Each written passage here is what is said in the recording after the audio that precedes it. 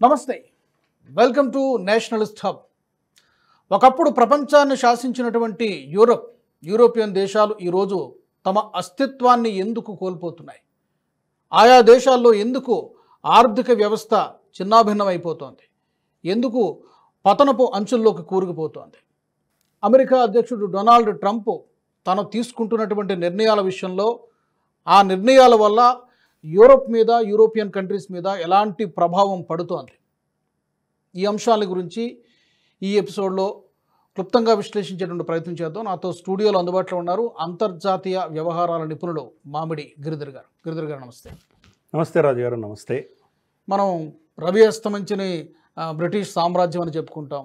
అలాగే European countries ఇవన్నీ కూడా చాలా గొప్పగా వెలిగినటువంటి దేశాలు ఈరోజు అస్తిత్వాన్ని ఎందుకు కోల్పోతున్నాయి?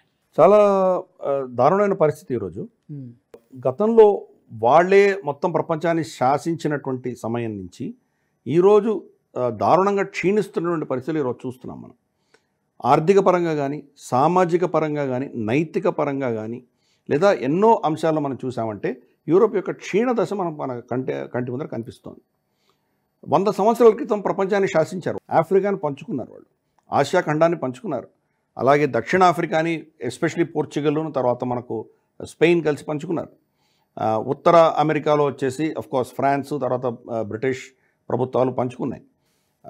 ఇక్కడ డచ్ మనకు చూస్తే ఇండోనేషియా, ఇక్కడంతా డచ్ వచ్చారు అక్కడికి. కాబట్టి ఇలా చూస్తే ప్రపంచవ్యాప్తంగా వాళ్ళ ఆధిపత్యం ఉన్నప్పుడు వాళ్ళు చేసినటువంటి అకృత్యాలన్నీ మనకందరూ బాగా గుర్తున్నాయి. వాళ్ళు ఎలా చేశారో, వాళ్ళు దాన్ని ఏమంటారంటే మన దోపిడి అన్నది దాన్ని ఏమంటారంటే వనరులను ఎలా దోచుకున్నారు వాళ్ళు. రిసోర్స్ ప్లండరింగ్ అంటారు కదా, ఎలా చేశారు, మన దేశాన్ని ఎలా ప్లండర్ చేశారు, ఎలా లూట్ చేశారు. కోహినూర్ డైమండ్ దగ్గర నుంచి తీసుకొని మన సంపత్తి అంతా వాళ్ళు తీసుకుపోయారు. ఇంత చేసినా కానీ వీళ్ళు 100 సంవత్సరాలు తిరగకుండానే ఈరోజు ఎందుకు క్షీణించారు? ఇది మనం అబ్జర్వ్ చేయాలి. వాళ్ళ మోడల్ అన్నది క్యాపిటలిజం కావచ్చు, కమ్యూనిజం కావచ్చు, రెండూ కూడా, ఈ రెండు మోడల్స్ కూడా వాళ్ళ బైబిల్ నుంచి ప్రేరణ తీసుకున్నటువంటివి. ఓకే. క్రిస్టియన్ ప్రొటెస్టెంట్ బైబిల్ ప్రేరణగా మ్యాక్సిమం ఈ ఎకానమీస్ అన్నీ కూడా వచ్చినాయి. దాని ప్రకారం వాళ్ళు ఎక్స్ప్లాయిటేషన్ ఆఫ్ రిసోర్సెస్, వనరుల్ని ఎలా వీళ్ళు దాన్ని ఎంజాయ్ చేయాలి అన్న దృష్ట్యానే వీళ్ళ పాలసీస్ అన్నీ కూడా ఉన్నాయి. మనకి ఈ రెండింటికి తేడా ఏంటి? కమ్యూనిజానికి, క్యాపిటలిజానికి తేడా ఏంటి? క్యాపిటలిజం ఏంటంటే మార్కెట్ ఫోర్సెస్ ఎక్స్ప్లాయిట్ చేస్తాయి అంటున్నాయి. అంటే ప్రైవేట్ సంస్థలు కానీ, మార్కెట్లో ఉన్నటువంటి శక్తులు ఏవైతే ఉన్నాయో అవి ఈ వనరులని వాళ్ళు ఎక్స్ప్లాయిట్ చేస్తారని చెప్తున్నారు. కమ్యూనిజం ఏం చెప్తోంది? ఎక్స్ప్లాయిటేషన్ వాళ్ళు కాదనట్లా, ఎక్స్ప్లాయిటేషన్ చేసేది ప్రభుత్వం చేయాలంటున్నారు వాళ్ళు. అదొక్కడే తేడా. మార్కెట్ కాదు, ప్రభుత్వం చేయాలంటున్నారు. కానీ దీన్ని మొత్తం వనరులను కొల్లగొట్టడం, వనరులని వాళ్ళు ఇలా ఎక్స్ప్లాయిట్ చేయడం అనేది ఇద్దరికీ కామన్. ఆ మోడల్స్ 100 సంవత్సరాలు కానీ రెండు ఫెయిల్ అవుతున్నాయి. ఫస్ట్ కమ్యూనిజం ఫెయిల్ అయింది. మనం చూసాం, సోవియట్ యూనియన్ కొలాప్స్ అయిపోయింది. మనకు క్యూబా ఏ పరిస్థితిలో ఉందో చూస్తున్నాము. వెనెజులా ఎంత దరిద్రమైన పరిస్థితిలో ఉందో చూస్తున్నాం మనం. చైనా ఆఫ్ కోర్స్ ఈరోజు కమ్యూనిస్ట్ పార్టీ, కమ్యూనిస్ట్ దేశం అని చెప్పడానికే వీల్లేదు. కమ్యూనిజం ఎప్పుడో తిరోధకాలు ఇచ్చేసారు వాళ్ళు. కాబట్టి ఇలా మన క్రమేపీ వియట్నాం అయితే కంప్లీట్ ఇండస్ట్రియలైజ్ సొసైటీ అయిపోయింది, వాళ్ళు కమ్యూనిజం ఎక్కడో కనబడేశారు వాళ్ళు. ఆ దేశాల్లో కమ్యూనిజం పార్టీలు ఉన్నాయి కానీ కమ్యూనిజం లేదు. కమ్యూనిస్ట్ పార్టీకి, కమ్యూనిజానికి చాలా తేడా ఉంది. కాబట్టి కమ్యూనిజం పాటించట్లేదు. ఈరోజు అక్కడ వర్కర్స్కి హక్కులు లేవు, పనిచేసేటువంటి వ్యక్తులకి హక్కులు లేవు. చైనాలో ప్రభుత్వం ఏం చెప్తే అదే వినాలి. వాళ్ళకు రిటైర్మెంట్ బెనిఫిట్స్ లేవు. కాబట్టి ఈరోజు వాళ్ళ వృద్ధుల సంఖ్య పెరిగే కొద్దీ, వాళ్ళ జనాభా తగ్గే కొద్దీ ఈరోజు చైనాలో చూస్తే కనుక ఆ ఒత్తిడి వల్ల చాలా ప్రభుత్వాలు వీళ్ళని హింసిస్తున్నాయి. వాళ్ళకి నిజంగా వాళ్ళకి ఎటువంటి సదుపాయాలు కలిగించకుండా చాలా సఫర్ అవుతున్నారు వాళ్ళు. ఇన్ఫ్యాక్ట్ మన దేశంలో ఉన్నటువంటి సదుపాయాలు కూడా ఈరోజు చైనాలో లేవు. కాబట్టి క్రమేపీ కమ్యూనిజం ఫస్ట్ ఫెయిల్ అయింది. తర్వాత క్యాపిటలిజం ఫెయిల్ అవుతుంది ఈరోజు. క్యాపిటలిజం, డెమోక్రసీ ఈ రెండు కూడా ఫెయిల్ అవుతున్నాయి. ఈరోజు చూస్తే యూకేలో ఫస్ట్ టైం కేఆర్ స్టార్మర్ ఇప్పుడు వచ్చిన తర్వాత 5 ఏళ్ల బహుశా ఉండేటువంటి అవకాశం ఉంది. లేకపోతే ఈవెన్ మనకు వాళ్ళ కన్జర్వేటివ్ పార్టీ ఉన్నప్పుడు కూడా ప్రతి సంవత్సరం 2 సంవత్సరాలకు ప్రైమ్ మినిస్టర్ మారుతున్నాడు ఆయన. బోరిస్ జాన్సన్ వచ్చాడు, తర్వాత మనకు తెరిసా మే వచ్చింది, తర్వాత మనకు రిషి సునాక్ వచ్చారు. ఇలా తిరుగుతూనే ఉన్నాయి, రివాల్వింగ్ డోర్ లాగా ఉన్నాయి వాళ్ళ పరిస్థితి. ఇటలీలో జార్జియో మెలోని వచ్చేంత వరకు కూడా సంవత్సరానికి ఒక ప్రైమ్ మినిస్టర్ ఉండేవాడు. 20 సంవత్సరాల్లో ఆల్మోస్ట్ 25 ప్రైమ్ మినిస్టర్లు మారారు అక్కడ. సో అటువంటి పరిస్థితి ఫ్రాన్స్లో కూడా చూస్తున్నాం. ఎలా ఎంతటి విచ్ఛిన్నకరమైనటువంటి పాలిటిక్స్ జరుగుతున్నాయో కూడా చూస్తున్నాం మనం. జర్మనీ చెప్పనే అక్కర్లేదు. జర్మనీలో సోకాల్డ్ సోషలిస్ట్ వాళ్ళు కన్సర్వేటిజం దగ్గరకు రానివ్వరు. అక్కడ కూడా ఏఎఫ్డి అన్నటువంటి ఒక పార్టీ కంప్లీట్గా అది ఈరోజు పాపులారిటీలో బాగా పుంజుకుంటోంది అది. మనకు ఫ్రాన్స్లో కూడా మనం చూస్తే కనుక మరీన్ లపెన్ రైట్ వింగ్ పార్టీ ఆవిడ పుంజుకుంటోంది. సో కాబట్టి అక్కడ ఒక విధమైన అస్థిర వాతావరణం మనం చూస్తున్నాం పొలిటికల్గా. ఎకనామిక్గా చూస్తే కనుక వాళ్ళు ఇదే మోడల్, కమ్యూనిజం క్యాపిటల్ మోడల్ ఏదైతే ఉందో అది ఈరోజు వాళ్ళకి కంప్లీట్గా నాశనం అయ్యే పరిస్థితి తీసుకొచ్చింది. ఎంతని ఎక్స్ప్లోయిట్ చేయగలరు? వాళ్ళ జనాభా తగ్గిపోతుంది. ఒకటి, సోషలిజం పేరిట వాళ్ళు సోషల్ సెక్యూరిటీ పెట్టారు. మీకు ఉద్యోగం లేకపోతే కనుక మీకు ప్రభుత్వమే పైసలు ఇస్తుంది. దాన్ని అడ్వాంటేజ్గా ఆసరాగా తీసుకుని విదేశాల నుంచి వలస వచ్చినటువంటి వాళ్ళు, ఎస్పెషల్లీ ఇల్లీగల్గా వచ్చినటువంటి వాళ్ళు ఆ వనరులన్నీ కొల్లగొడుతున్నారు వాళ్ళు. For instance Somalia, Ethiopia, Afghanistan, Pakistan ఇటువంటి దేశాల నుంచి వెళ్ళిపోయిన సిరియా, ఈ దేశాల నుంచి వచ్చినటువంటి వాళ్ళు, ముస్లిం దేశాల నుంచి వచ్చిన వాళ్ళు, ఎస్పెషల్లీ 2 భార్యలు 3 భార్యలు ఉన్నటువంటి వాళ్ళు 10 మంది పిల్లలతో వస్తే ఒక్కొక్క వ్యక్తికి వాళ్ళు సోషల్ సెక్యూరిటీ ఇస్తున్నారు. కాబట్టి వాళ్ళకు అది ఒక పెద్ద ఎర్నింగ్, ఒక సంపాదనగా తయారైంది. ఇంకా పిల్లల కంటే కనుక వాళ్ళు ఇంకా సోషల్ సెక్యూరిటీ వస్తుంది. కాబట్టి వాళ్ళు పని చేయరు, ఆడపోయి కూర్చుంటారు, వీళ్ళు ఈ సోషల్ సెక్యూరిటీ తినేస్తున్నారు. దీంతో అక్కడ ఒరిజినల్ తెల్ల జాతి వాళ్ళు ఎవరైతే ఉన్నారో వాళ్లకు కావాల్సిన వాళ్ళని పోతున్నాయి. వాళ్ళకి క్రమేపీ అది క్షీణిస్తోంది, ఆ ఎకానమీ దెబ్బతింటోంది, వాళ్ళ సమాజాన్ని క్షీణిస్తోంది. ఈరోజు మన TFR, టోటల్ ఫర్టిలిటీ రేట్ అంటారు. సగటు స్త్రీ ఆవిడ జీవితకాలంలో ఎంతమంది పిల్లలను కంటుంది అన్న దాని ఆధారం, దానికి ఒక లెక్క ఉంటుంది. అది సైన్స్ ఏం చెప్తుందంటే ఆవిడ జీవితకాలంలో 2.1 అంటే 2 పిల్లల కంటే ఎక్కువ కనాలి. యావరేజ్ 2.1 పిల్లల్ని కంటే కనుక ఆ పాపులేషన్ స్టేబుల్గా ఉంటుంది. ఆ పాపులేషన్ ఏమంటారంటే దాన్ని రీప్లేస్మెంట్ రేట్ అంటారు. స్టేబుల్గా ఉంటుంది ఆ పాపులేషన్ చెప్తారు. 2.1 కంటే ఎక్కువ కనుక కనడం మొదలు పెడితే ఏమవుతుందంటే దాని పాపులేషన్ పెరుగుతుంది. అది కానీ 2.1 కంటే తక్కువ పిల్లల్ని యావరేజ్ కనడం మొదలు పెడితే ఆ పాపులేషన్ క్షీణించడం మొదలు పెడుతుంది. అదే 1.4 యావరేజ్కి వస్తే కనుక, అంతకంటే తక్కువ పడిపోతే ఇంకా సమాజాన్ని ఎవరు బాగు చేయలేరు, మళ్ళీ రివర్స్ చేయలేరు. 1.4 నుంచి 2.1 లోపు స్టాటిస్టిక్స్ ఉన్నాయంటే దాన్ని ఏదో ప్రభుత్వం ఏదో చేసి దాన్ని మళ్ళీ వెనక్కి తీసుకునేటువంటి అవకాశాలు ఉన్నాయి వాళ్ళకి. కానీ 1.4 కంటే కింద పడితే ఏం చేయలేరు. ఈరోజు యూరోప్లో చూస్తే మెజారిటీ దేశాలన్నీ 1.2, 1.3, 1.4 ఆ రేంజ్లో ఉన్నాయి. కాబట్టి వాళ్లకు పని చేయడానికి మనుషులు లేరు వాళ్ళ దగ్గర. వాళ్ళ పొలాల్లో పనిచేయడానికి కానీ, వాళ్ళ హాస్పిటల్స్లో పనిచేయడానికి కానీ, వాళ్ళ ఫ్యాక్టరీలో పనిచేయడానికి కానీ, వాళ్ళకు సోషల్ సెక్యూరిటీ అంటే ఇతరత్ర ఏవే అంశాలు ఉన్నాయో వీటికి పనిచేయడానికి కానీ ఫ్యాక్టరీలో వీటికి మనుషులు లేరు వాళ్ళ దగ్గర. కాబట్టి వాళ్ళు ఇల్లీగల్ ఇమిగ్రెంట్స్ని అలౌ చేశారు. ఇల్లీగల్ ఇమిగ్రెంట్స్ వచ్చిన తర్వాత వాళ్ళ అస్తిత్వం దెబ్బతింటోంది. ఈరోజు యూకేలో భయంకరమైన నినాదాలు చేసుకుంటూ మన ముస్లిం దేవతల్ని వాళ్ళు తిట్టుకుంటూ, వాళ్ళు బూతులు తిట్టుకుంటూ వాళ్ళు ర్యాలీలు తీస్తున్నారు వాళ్ళు. అలాగే మనం చాలా ఊర్లలో మనం చూస్తున్నాం ఇటువంటివి, ఈ ఇల్లీగల్ ఇమిగ్రేషన్స్కి వ్యతిరేకంగా మనం చూస్తున్నాం. ఆస్ట్రేలియాలో చూస్తున్నాం మనం వెళ్ళిపోమని చెప్పి. ఇంకా ఆఫ్కోర్స్ దాంట్లో మన భారతీయులు కూడా దెబ్బతింటున్నారు, ఎందుకంటే వాళ్ళు తెల్లజాతి కాని వాళ్ళందరినీ వాళ్ళు అటాక్ చేస్తారు. అదే పరిస్థితి జపాన్లో చూస్తున్నాం. జపాన్లో కూడా వాళ్ళకు ఆఫ్కోర్స్ ఇమిగ్రేషన్ లేదు అక్కడ, కానీ వీళ్ళు చాలామంది వచ్చేసారు. అక్కడ వీడియోస్ చూస్తే కనుక ఫ్రైడే కాగానే మొత్తం ఆ ప్రాంతం అంతా ముస్లిమ్స్ వచ్చి నమాజ్ చేయడం ఇవన్నీ చూశారు వాళ్ళు. అందుకని మా సంస్కృతి దెబ్బతింటోందని వాళ్ళు తరిమేసే ప్రయత్నం చేస్తున్నారు. కానీ వాళ్ళ పాపులేషన్స్ తక్కువ ఉన్నాయి. ఈరోజు జపాన్ TFR వచ్చి 1.14, చాలా తక్కువ. వాళ్ళని ఎవరు కాపాడగలరు? చైనాది 0.96, అంటే సగటు స్త్రీ ఒక్క పిల్లవాడిని కూడా కనట్లేదు యావరేజ్గా అక్కడ. మరి ఆ సమాజం ఏమవుతుంది? అది కొరియా అయితే ఇంకా దారుణం 0.86.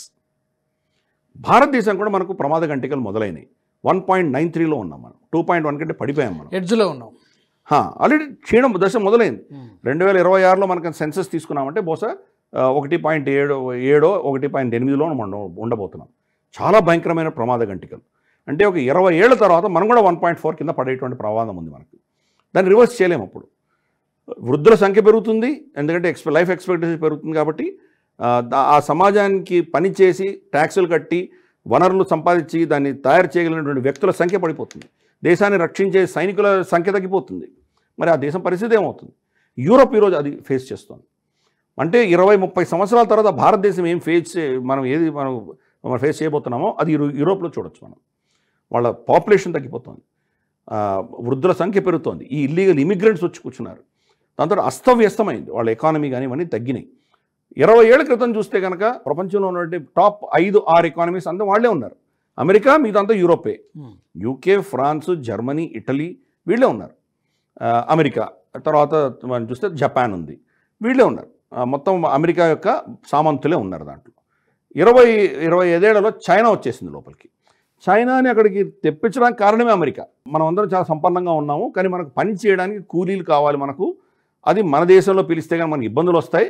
కాబట్టి ఇది చైనా మీద డంప్ చేస్తామని చెప్పి చైనా మీద డంప్ చేశారు. చైనా మీద డంప్ చేయడంతో ఏమైందంటే చైనా ఒక ప్రపంచానికి ఫ్యాక్టరీగా తయారైంది. సడన్గా వీళ్ళు చూసి చూడగానే 20 ఏళ్లలో చైనా ఒక శక్తిగా ఎదిగింది.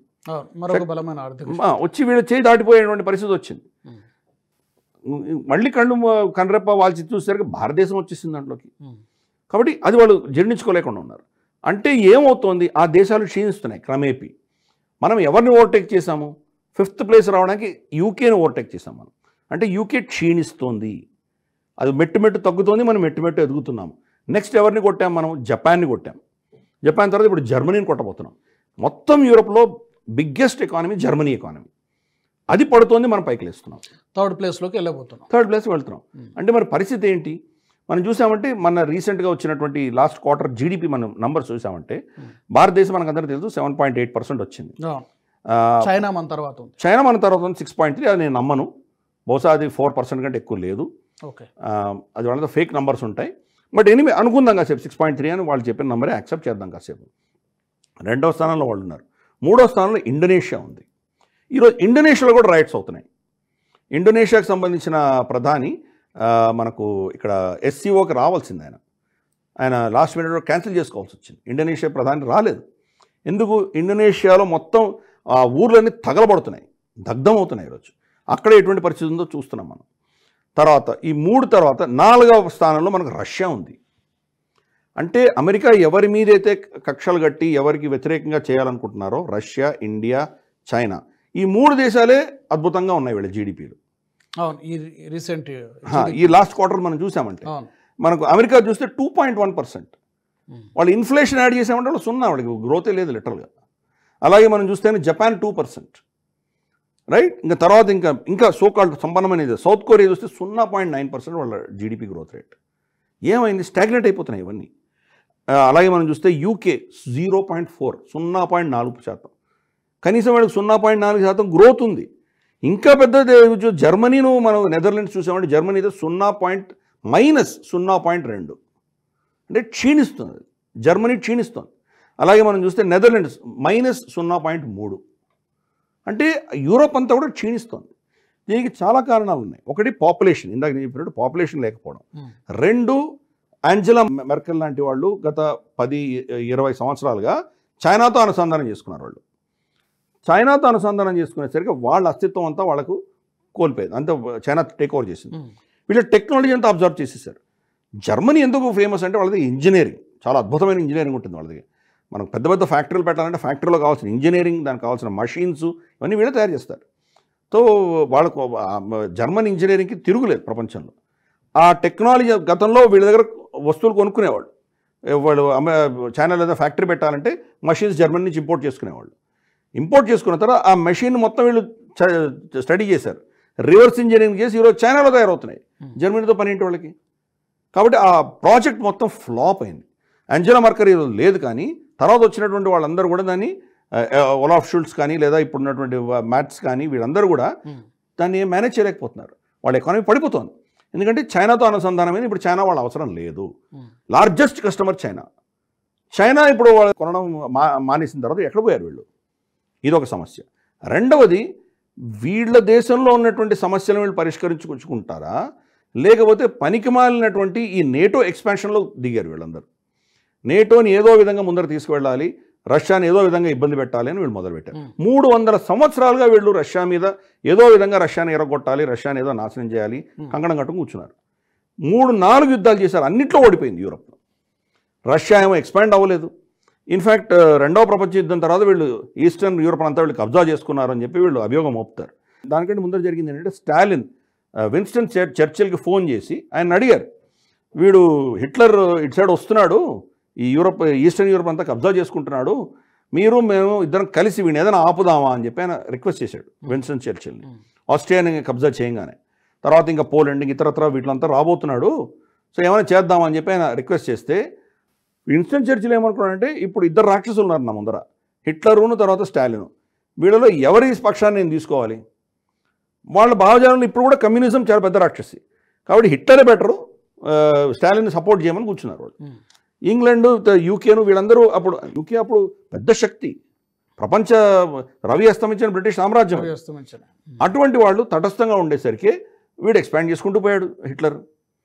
తర్వాత ఆఖరికి వాళ్ళ దేశంలో బాంబులు పడి వాళ్ళ దేశంలో ఇబ్బందులు వచ్చాక అప్పుడు వీళ్ళు మేలుకొని రష్యాతోటి చేయగలిపారు.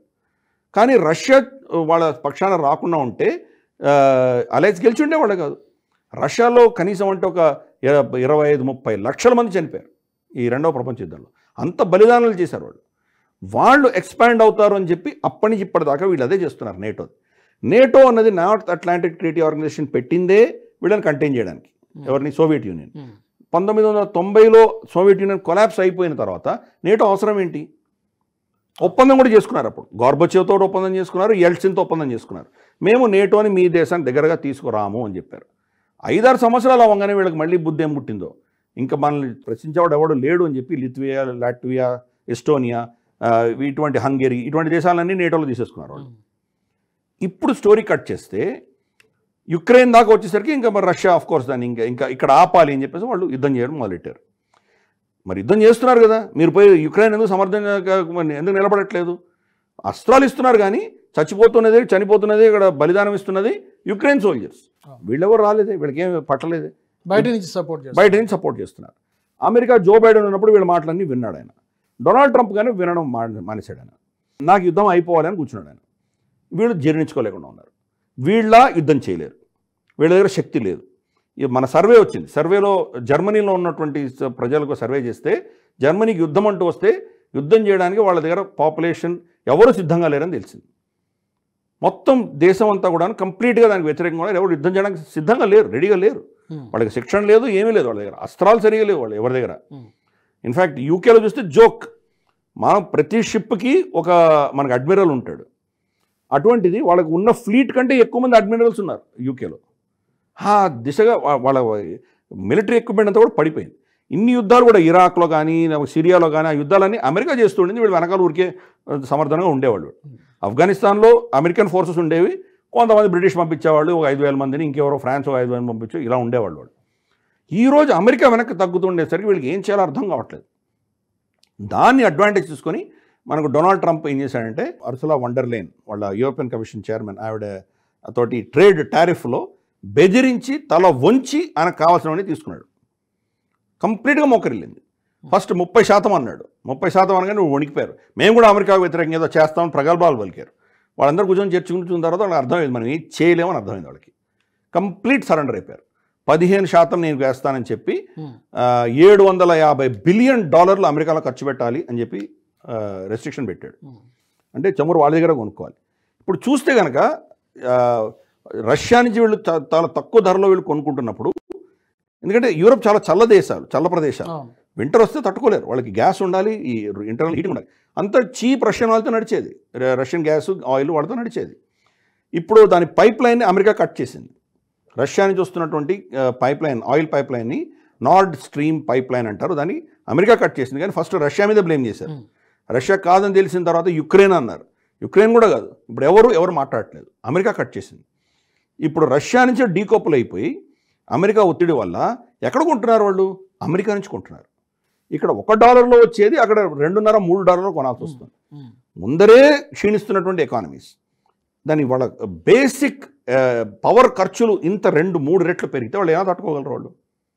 అది వాళ్ళకు ఉన్నది. ఈరోజు ఎందుకు మోదీ గారు ఇంత టఫ్గా ఉన్నారు? మనం రష్యా నుంచి కొంటామని ఎందుకు కూర్చున్నాం? మనం రష్యా నుంచి మనం కట్ చేసుకున్నామంటే మన చమురు ధర విపరీతంగా పెరిగిపోతుంది, మనకు అమెరికా నుంచి కొనుక్కోవాల్సి వస్తుంది. అది డొనాల్డ్ ట్రంప్కి కావాలి. వాళ్ళు రష్యా నుంచి కట్ చేసేసి, వెనెజులా నుంచి కట్ చేసేసి, ఇన్ఫ్యాక్ట్ ఇప్పుడు వాళ్ళ నేవల్ ఫ్లీట్ వెనెజులా దగ్గరికి వెళ్ళింది, వెనెజులా యుద్ధం చేయడానికి వెళ్తున్నారు వాళ్ళు. ఇరాన్ని కట్ చేసేసి కంప్లీట్ మొత్తం సప్లై వాళ్ళ అధీనంలో పెట్టుకోవాలనుకుంటున్నారు. ఈరోజు బ్యారెల్ $70-130 ఉన్న బ్యారెల్ రేపు 120-130కి వెళ్ళిపోతే మనం దాన్ని ఆపలేము, వాళ్ళ అధీనంలో వెళ్ళిపోతుంది. అందుకనే రష్యా చాలా కీలకం మనకి ఈ ధరల్ని స్టెబిలైజ్ చేయడానికి. అయితే సార్, ఇప్పుడు ఈ యూరోపియన్ కంట్రీస్లో, అది జర్మనీ కావచ్చు, యూకే, ఫ్రాన్స్, ఇటలీ, వీటిల్లో ఆర్థిక వ్యవస్థ క్షీణిస్తోంది.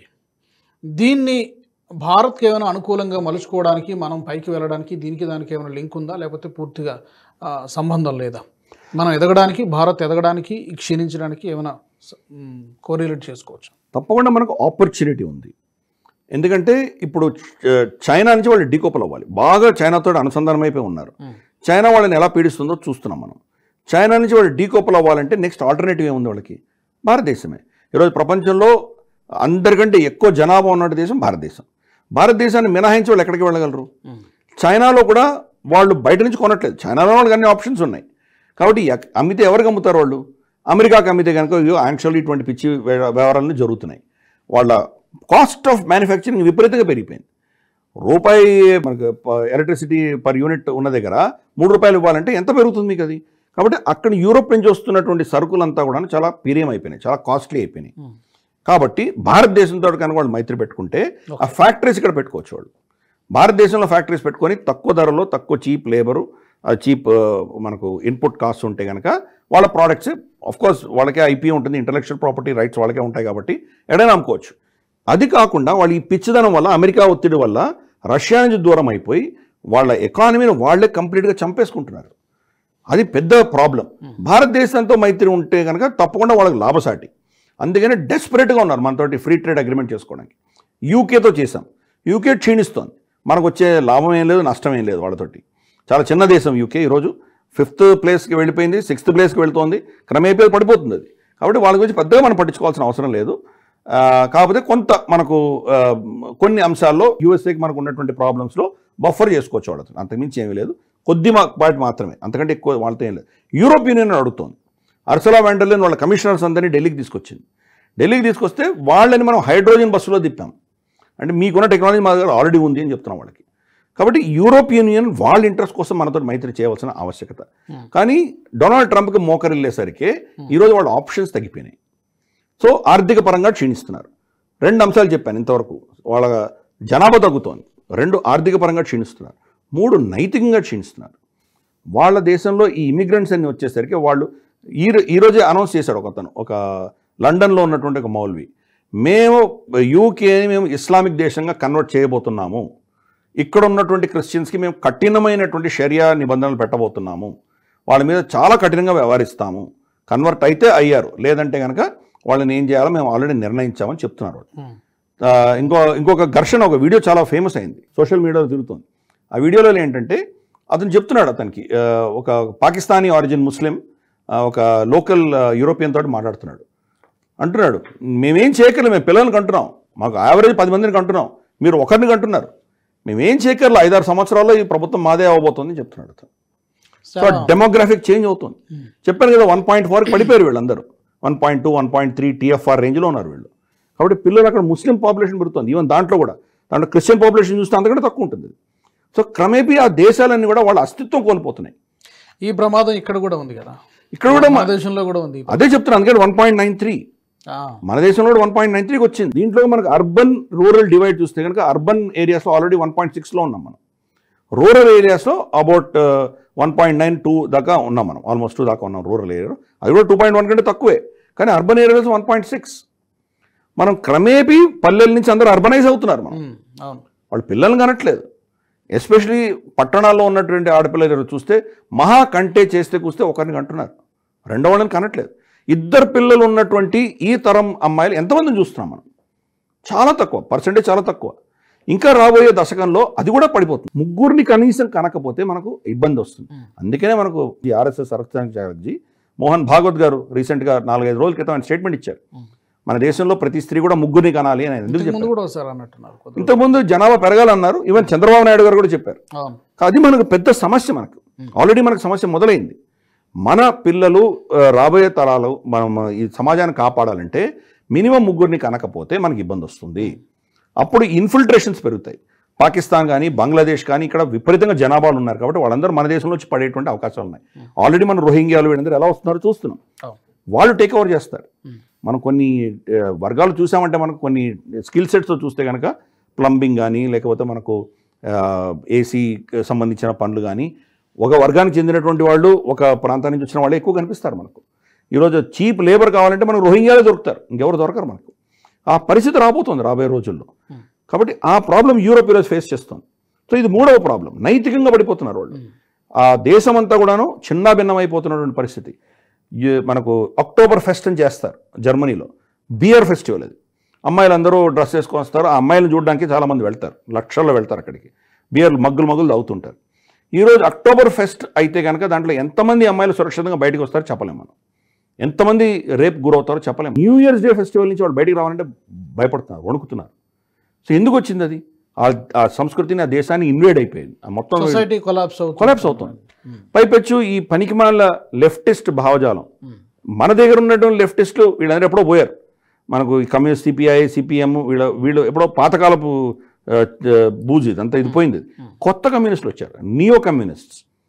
వాళ్ళు ఏం చేస్తున్నారు?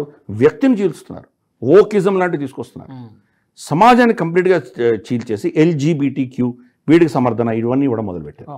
దాంతో ఏమవుతుందంటే అక్కడ సమాజంలో మనం క్షీణదశ చూస్తున్నాం. ఫస్ట్ పెళ్లి చేసుకోవట్లేదు, పెళ్లి చేసుకున్న పెటాకులు, వాళ్ళు తొందరగా విడాకులు వచ్చేసేటువంటి పరిస్థితి. పిల్లలు, సింగిల్ పేరెంట్ పిల్లలు ఎంతోమంది అక్కడ సంఖ్య పెరుగుతుంది వాళ్ళది. ప్లస్ వ్యక్తిని చీల్స్తున్నారు. సో దాంతో మనకు ఈ జెండర్ ఇష్యూస్లో వాళ్ళు భయంకరంగా కొట్టుకుంటున్నారు. సో అలా వాళ్ళ నైతికంగా సమాజం క్షీణిస్తుంది. ఇన్ఫ్యాక్ట్ మనం నేషనల్ స్టబ్లోనే మనం గ్లోబల్ రౌండప్ చేస్తున్నాం కదా, గ్లోబల్ రౌండప్లో ఒక సెక్షన్ పెట్టాం, నేను కొలాప్స్ ఆఫ్ వెస్టర్న్ సొసైటీ అని పెట్టాం. దాంట్లో ఈ అంశాలు మనం చర్చిస్తున్నాం. కాబట్టి వెస్టర్న్తో సొసైటీ అనేది క్షీణిస్తుంది. పురుషుడు ఎందుకు పిల్లల్ని కనకూడదు? కాబట్టి పిల్లను పుట్టించే వ్యక్తిని తల్లి అని ఎందుకు పిలుస్తున్నారు మీరు? మదర్ అని పిలవకండి, రైట్? ఇంకేం పిలవాలి? బర్తింగ్ పేరెంట్ అని పిలవాలి. వాళ్ళ అథ్లెట్స్, స్పోర్ట్స్లో మగవాళ్ళు వచ్చేస్తున్నారు. నేను ఆడామని నేను అనుకుంటున్నాను కాబట్టి నా అధికారం అది, ప్రభుత్వం ప్రశ్నించదు. మరి ఆడవాళ్ళు ఎలా తట్టుకోగలరు అక్కడ? ఈ అంశాలు చాలా ఉన్నాయి, మనం గ్లోబల్ రౌండప్లో ఇవన్నీ చాలా మనం ప్రస్తావించాం. సో అలా వాళ్ళ సమాజం క్షీణిస్తుంది. ఈ 3 అంశాలు అంటే, ఒకటి వాళ్ళ పాపులేషన్ తగ్గుతోంది, 2 వాళ్ళ ఎకానమీ క్షీణిస్తోంది, 3 నైతికంగా పడిపోతున్నారు వాళ్ళు. కాబట్టి ఇంకా మళ్ళీ వాళ్ళు తట్టుకునేటువంటి పరిస్థితి లేదు. కాబట్టి ఈరోజు కంప్లీట్గా డొనాల్డ్ ట్రంప్ మీద మోకరిల్లారు వాళ్ళు. డొనాల్డ్ ట్రంప్ ఏ కండిషన్స్ పెట్టాడో ఆ కండిషన్స్ కనుక ఒప్పుకున్నారు. డొనాల్డ్ ట్రంప్ ఇది యుక్రెయిన్ యుద్ధం ఆపాలని ప్రయత్నం చేసినప్పుడు చూస్తే కనుక వీళ్ళు మొత్తం వెళ్ళారు, 5-6-7 మంది అక్కడ క్యూ కట్టుకొని వెళ్ళారు. అక్కడ నేటో చీఫ్ వెళ్ళాడు, తర్వాత అర్సులా వండర్లైన్ వెళ్ళింది, బ్రిటిష్ ప్రధాని, ఫ్రాన్స్ రాష్ట్రపతి, ఇటాలియన్ ప్రధాని, తర్వాత మనకు జర్మన్ ఛాన్సలరు, తర్వాత మనకు ఫిన్లాండ్ రాష్ట్రపతి, ఇంతమంది వెళ్ళారు, క్యూ కట్టుకొని వెళ్ళారు అక్కడికి. డొనాల్డ్ ట్రంప్ని ఆపేశారు. డొనాల్డ్ ట్రంప్ అన్నాడు, సరే మీ చావు మీరు చావండి, నాకు అనవసరం, కనీసం నేను వ్లాడిమిర్ పుటిన్తో మాట్లాడగలిగాను, ఇంతవరకు తీసుకొచ్చాను, మీరు యుక్రెయిన్లో ఆ భూభాగం రష్యాకి ఇవ్వకపోతే మీరు ఏమి చేయలేరు, ఇచ్చి తీరాలి, మీరు లేదంటారా మీరు యుద్ధం చేయండి, నేను ఖర్చు పెట్టను, మీకు కావాలా అస్త్రాలు ఇస్తాను, నేను అమ్ముతాను, మీరు కొనుక్కోండి, యుద్ధం చేయండి అన్నాడు ఆయన. వీళ్ళు ఎంత కొనుక్కోగలరు? ఇప్పుడే క్షీణిస్తుంది వాళ్ళ ఎకానమీస్ అన్నీ కూడా, ఎలా తట్టుకోగలరు వాళ్ళు? ఇప్పుడు కూడా పాత భావజాలంలో ఉన్నారు. వచ్చే నెల సెప్టెంబర్ అంటే ఇప్పుడు ఆల్రెడీ సెప్టెంబర్ వచ్చింది, ఇప్పుడు యునైటెడ్ నేషన్స్ జనరల్ అసెంబ్లీ జరగబోతోంది. దాంట్లో ఈ దేశాలన్నీ కూడా ఈరోజు ప్యాలెస్టైన్ రికగ్నైజ్ చేయబోతున్నాయి. అంటే వాళ్ళ ప్రయారిటీస్ ఎక్కడ ఉన్నాయి? కరెక్ట్, ఇజ్రాయెల్ ఏదో తప్పు చేస్తోంది, మాస్ సూసైడ్, ఏమంటారు దీన్ని, మాస్ ఎక్స్టింక్షన్ చేస్తోంది, జెనోసైడ్ చేస్తోంది, ఇటువంటి పదాలను వాడుతున్నారు. మనకు యూకే, ఫ్రాన్స్, తర్వాత మనకు ఆస్ట్రేలియా, ఇలా చాలా దేశాలు ఇప్పుడు ఈ నెల జరగబోయే జనరల్ అసెంబ్లీలో ప్యాలెస్టైన్ అనే దేశాన్ని వాళ్ళు రికగ్నైజ్ చేయబోతున్నారు. మీ ఫోకస్ ఏమి ఉండాలి? ఫస్ట్ ఈ చెత్తంతా ఎందుకు పడుతున్నారు మీరు? మీ దేశంలో మీరు ఏం చేసుకోవాలో చూడండి, మీ రక్షణ మీరు చూడండి. అమెరికా రాదు, అమెరికా ఎవరి రక్షణకి రాదు, అమెరికా మిమ్మల్ని వాడుకుంటోంది. ఆ బేసిక్ మౌలికమైనటువంటి అంశం వాళ్ళకి తెలియట్లేదు. ఖర్చుతో కూడినటువంటి ఎక్విప్మెంట్ వాళ్ళదంతా కూడా, వాళ్ళ ఎయిర్క్రాఫ్ట్స్ F-16 కానీ F-35 కానీ చాలా ఖరీదైనటువంటి. F-35 ఎలా ఉందో మనం చూసాం, తిరువనంతపురంలో 5 వారాలు పడుంది మన దగ్గర. తర్వాత ఇంకెక్కడో వాళ్ళ దేశంలో, అమెరికాలోనే అది కూలిపోయింది. అది గంట సేపు వాళ్ళు టెక్నీషియన్స్తో మాట్లాడి దీన్ని ఎలా రెక్టిఫై చేయాలంటే కనుక వాళ్ళు ఏం చేయలేకపోయారు.